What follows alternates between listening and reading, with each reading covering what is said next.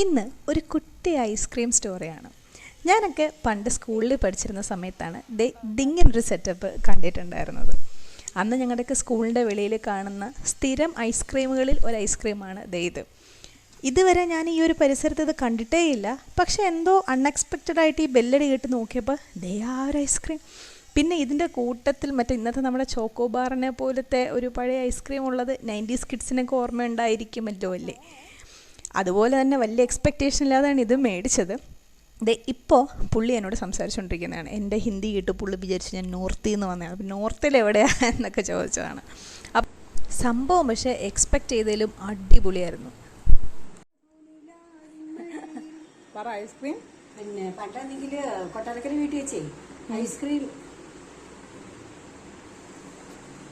പക്ഷെ കൊള്ളാമല്ല, നല്ലൊരു ഒരെണ്ണോണം മേടിക്കേണ്ടി കൊട്ടാരക്കര വീട്ടിൽ വെച്ച്. പക്ഷെ നല്ല മധുരം, നല്ല രസമുണ്ട്. മതി ബാക്കി പറ.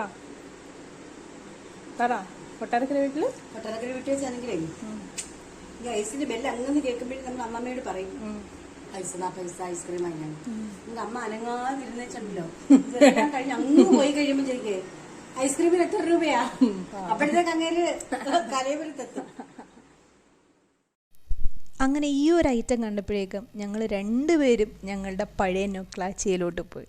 എന്തായാലും ഐസ്ക്രീം അടിപൊളിയായിരുന്നു. പിന്നെ ഹിന്ദി ചട്നി ഇതുവഴി കണ്ടിട്ടില്ല കേട്ടോ. എന്തായാലും വീണ്ടും കാണുമെന്ന് പ്രതീക്ഷിക്കുന്നു. അപ്പോൾ അടുത്ത വീഡിയോയിൽ നമുക്കും വീണ്ടും കാണാം. ബൈ.